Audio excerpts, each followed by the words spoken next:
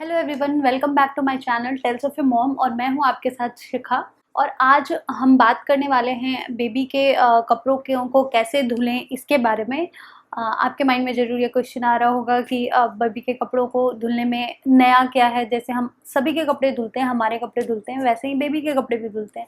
But ऐसा नहीं है। बेबी जो होते हैं उनकी स्किन काफ़ी डेलिकेट होती है। वो बहुत ही जल्दी उनकी स्किन में कोई प्रॉब्लम हो सकती है, रैशेस हो सकते हैं, इचीनेस हो सकती है, कोई इन्फेक्शन हो सकता है। इसलिए बच्चों के जो बेबीज़ के कपड़े होते हैं वो काफ़ी सावधानी से धुलने होते हैं। और आपको उसके लिए कैसे डिटर्जेंट यूज़ करना चाहिए, क्या-क्या चीज़ें करनी चाहिए, बेबी के कपड़ों को धुलते वक़्त ऐसी कौन-सी सावधानियाँ बरतनी चाहिए, डिटर्जेंट चूज़ करते वक़्त क्या आपको मेजरली देखना चाहिए, इन सब के बारे में मैं आपसे बात करूँगी। और अगर आप इस चैनल पे नए हैं तो please tales of your mom को सब्सक्राइब कर लीजिए ताकि आपको आगे के सारे नोटिफिकेशंस मिलते रहें और आपसे एक भी वीडियो मिस ना हो। तो सबसे पहले हम बात करेंगे कि जब भी आप कोई भी न्यू क्लॉथ बेबी के लिए खरीदें, चाहे आप उसके न्यूबॉर्न होने से पहले जब आप बेबी के अराइवल की शॉपिंग कर रहे हो उस टाइम पे खरीदें या फिर बाद में खरीदें।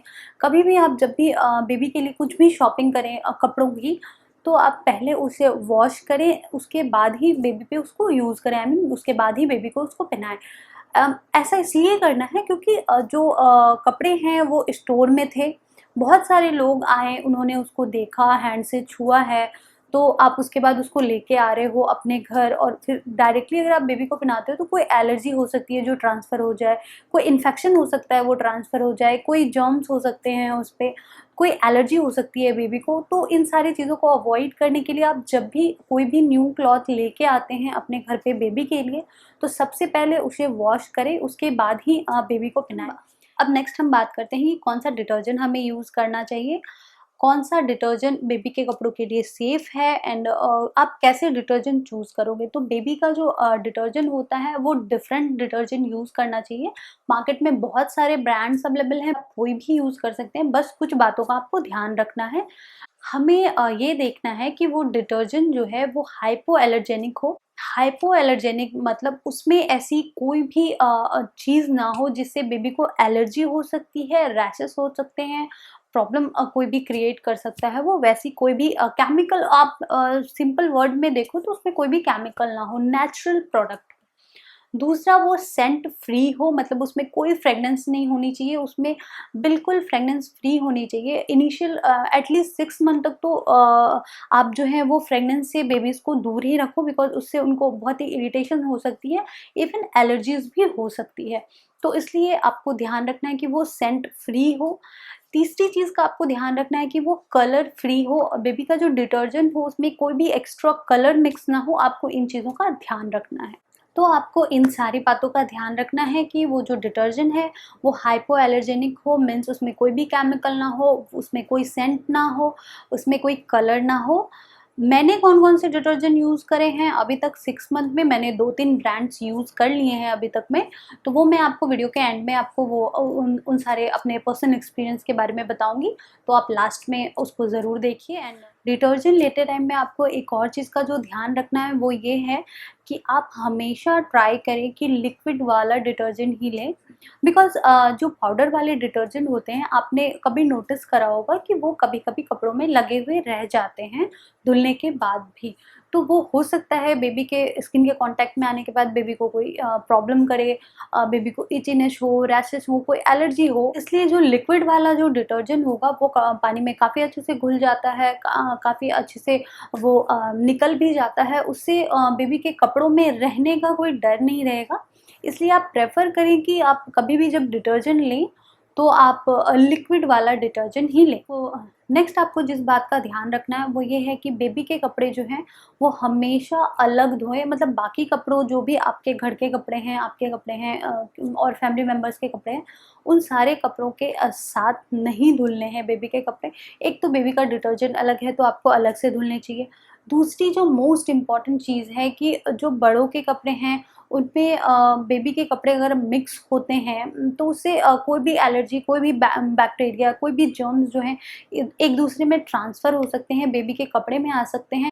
चाहे आप हैंड वॉश कर रहे हो, आई मीन हाथ से कपड़े धुल रहे हो, या फिर आप मशीन वॉश कर रहे हो, मशीन में बेबी के कपड़े डाल रहे हो, तो भी आपको अलग ही धोने चाहिए। देखिए उसके पीछे की बात ये है कि जो बड़ों के कपड़े होते हैं वो टोटली डिफरेंटली मेड होते हैं, टोटली डिफरेंट फैब्रिक के होते हैं, उसमें कलर्स बहुत अलग तरीके के यूज़ होते हैं। मे बी कोई केमिकल यूज़ हो रहे हो, मे बी आप बाहर से आए हो, आपके बॉडी में कोई जर्म्स हैं, कपड़ों में कोई जर्म्स लगे हुए हैं, तो ये सारे बहुत सारे रीज़न्स हो जाते हैं जिसकी वजह से आपको हमेशा सेपरेट धोना चाहिए। मैंने एक अलग से लॉन्ड्री बास्केट रखा हुआ है बेबी के कपड़ों का, उसमें मैं मेरे बेबी के कपड़े हमेशा उसमें रखती हूँ। देन जब भी मुझे धुलना होता है तो वो मैं सेपरेटली उससे निकाल के अलग से मशीन वॉश करती हूँ। मैं मशीन वॉश ही करती हूँ बट अलग से करती हूँ, अलग डिटर्जेंट यूज़ करके करती हूँ एंड अलग से करती हूँ। तो उसमें कोई भी चांसेस नहीं लेती हूँ कि किसी तरीके का कोई भी जर्म्स, कोई भी बैक्टीरिया बेबी के कपड़ों में लगे। नेक्स्ट जिस बात का आपको ध्यान रखना है वो ये है कि बच्चों के कपड़े जनरली तो आपको डेली वॉश करने चाहिए, बट डेली आप नहीं भी कर सके तो भी हर अल्टरनेट डे पे आपको उसको वॉश करने चाहिए। आप जो है अगर उसको जमा करके रखोगे, एक तो बच्चे इतने सारे कपड़े गंदा करते हैं, मतलब उसके दिन भर में बहुत सारे कपड़े हो जाते हैं। ऐसा नहीं है कि मतलब एक कपड़े जो आपने सुबह डाला है वही उसको रात तक चल जाएगा, ऐसा नहीं होता है। 2-3 बार आपको चेंज करना पड़ जाता है। तो इस वजह से जो है आपको कपड़े ऑलरेडी बहुत सारे हो जाते हैं। तो अगर आप उसको जमा कर दोगे तो उसमें अगर थोड़ा-सा भी मॉइस्चर आ गया, थोड़ी-सी भी हल्की-सी भी नमी आ गई, तो वहाँ फंगस वगैरह कुछ भी कोई भी बैक्टीरिया जो है वो ग्रो कर सकता है, जो कि धुलने के बाद भी मेबी ना जाए।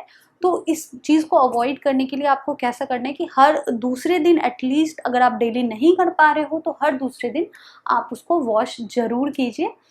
इससे क्या होगा, ये जो बैक्टीरिया या फंगस कोई भी चीज़ की चांसेस जो हैं वो नहीं होंगी। और दूसरी चीज़ का ये ध्यान रखना है कि अगर आप बेबी को बिब वगैरह पहना रहे हो, आपका बेबी अगर फीडिंग कर रहा है, दूध लेते टाइम में या खाना खिलाते टाइम में उसको अगर आप सॉलिड खिला रहे हो, उस टाइम पे अगर हम बिब पहनाते हैं जब, तो उस टाइम पे अगर उसके कुछ भी कपड़ों पे गिरा है तो उसको तुरंत आप वॉश कर दीजिए। उसके लिए आपको वेट नहीं करना है कि आप सारे कपड़ों के साथ ही उसको वॉश करोगे। उसको तुरंत वॉश इसलिए कर देना चाहिए बिकॉज़ उसमें जो भी जैसे मान लीजिए अगर आपने उसको कुछ भी सॉलिड खिलाया है, मान लो आपने उसको एप्पल प्योरी खिलाया है, वो अगर उस पे गिरा हुआ है, तो आप अगर उसको तुरंत वॉश नहीं करते हो, उसको वैसे रख देते हो, तो उससे जो है उसमें बैक्टीरिया या फिर फंगस ग्रो होने के चांसेस हो जाते हैं। उसको आप डायरेक्टली उसी टाइम पे धुल दीजिए, जिससे कि आप इस चीज़ को अवॉइड कर सकें। नेक्स्ट जो आपको अब अपने कपड़े वगैरह धुल लिए हैं, अब आपको जो बहुत ही इम्पोर्टेंट चीज़ है ध्यान रखना वो ये है कि बच्चों के कपड़े जो हैं वो हमेशा सनलाइट में सुखाने चाहिए। हमारे घर में 3-4 बालकनी है, मेरा जो फ्लैट है उसमें 3-4 बालकनी है, हर बालकनी में बहुत अच्छे से सनलाइट आता है। तो हम जब भी कपड़े को वॉश करते हैं तो जिस भी टाइम पे वॉश कर रहे हों और वो मुझे उस टाइम पे धूप जहाँ भी मिल रही हो, मैं वहाँ पे उस कपड़े को रखती हूँ ताकि डायरेक्ट जो है सनलाइट उस पे पड़े और सनलाइट में वो अच्छे से सूखे।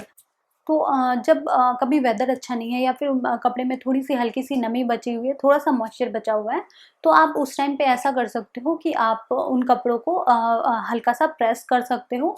प्रेस करने से 2 चीज़ें होंगी, एक तो जो कपड़े हैं उनमें जो रिंकल्स वगैरह पड़े हुए हैं वो सीधे हो जाएँगे एंड कपड़ा सॉफ्ट हो जाएगा, तो बेबी को पहनने में वो अच्छा लगेगा।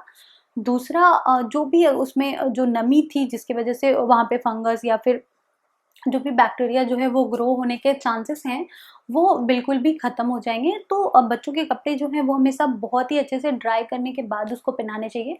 विंटर्स आ रहा है अब तो विंटर्स में तो इस बात का ख़ास ख़्याल रखना चाहिए कि बच्चों के कपड़े जो हैं वो गीले कपड़े आप उसको हल्की-सी भी नमी वाला कपड़ा आप उसको ना पहनाएँ, जिससे उसको उसकी तबीयत भी ख़राब हो सकती है, सर्दी-जुकाम ये सारी चीज़ें भी हो सकती हैं एंड उसको स्किन एलर्जीज़ भी हो सकती हैं। तो इसलिए अगर सनलाइट में आप सुखाने के बाद भी कपड़े में थोड़ी-सी भी नमी बचती है तो आप उसको प्रेस ज़रूर कीजिए।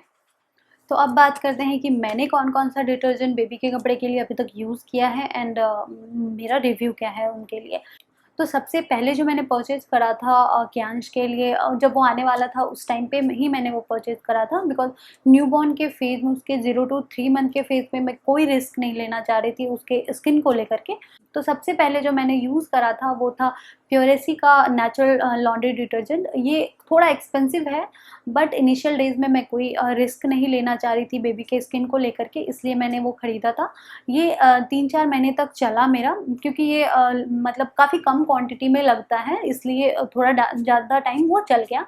बट जब वो ख़त्म हुआ तो उसके बाद मैं कोई अफोर्डेबल ब्रांड सर्च कर रही थी, तो मैंने उसके बाद ट्राई किया ममाअर्थ का लॉन्ड्री वॉश, देन मैंने ट्राई किया मिमी का लॉन्ड्री वॉश, एंड देन मैंने ट्राई किया है हिमालय का लॉन्ड्री वॉश। तो ये 4 लॉन्ड्री वॉश जो है वो मैंने ट्राई किया है। प्योरेसी का मैंने पहले ख़रीदा था, बाकी 3 जो मामाअर्थ के एंड मिमी के एंड हिमालय के मैंने एक साथ ही परचेज़ कर लिए थे, बिकॉज़ मैं तीनों को देखना चाह रही थी कि कैसा है। तो तीनों ही काफ़ी अच्छे हैं, और इन सारे जो हैं वो केमिकल फ्री है, कोई भी सेंट नहीं है, और कोई किसी में भी कोई कलर नहीं है। तो इसलिए ये मेरे क्राइटेरिया को क्वालिफ़ाई कर रहे थे, इसलिए मैंने ये परचेज़ करा।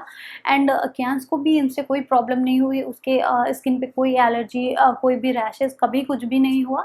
तो इसलिए अगर आप चाहें तो आप इनमें से कुछ भी ट्राई कर सकते हैं। प्योरेसी थोड़ा एक्सपेंसिव है बट बहुत अच्छा है, और बाकी ये 3 जो हैं ये अफोर्डेबल रेंज में आते हैं, और काफ़ी ईज़िली अवेलेबल भी है हर जगह पे। आई होप आपको मेरा ये वीडियो अच्छा लगा होगा, और अगर आपको मेरा ये वीडियो अच्छा लगा तो प्लीज़ मेरे चैनल को सब्सक्राइब कीजिए, इस वीडियो को लाइक, शेयर और कमेंट कीजिए, और आप मुझे इंस्टाग्राम एंड फेसबुक पे भी फॉलो कर सकते हो। दोनों का लिंक जो है वो डिस्क्रिप्शन बॉक्स में है, एंड आईडी है टेल्स ऑफ ए मॉम।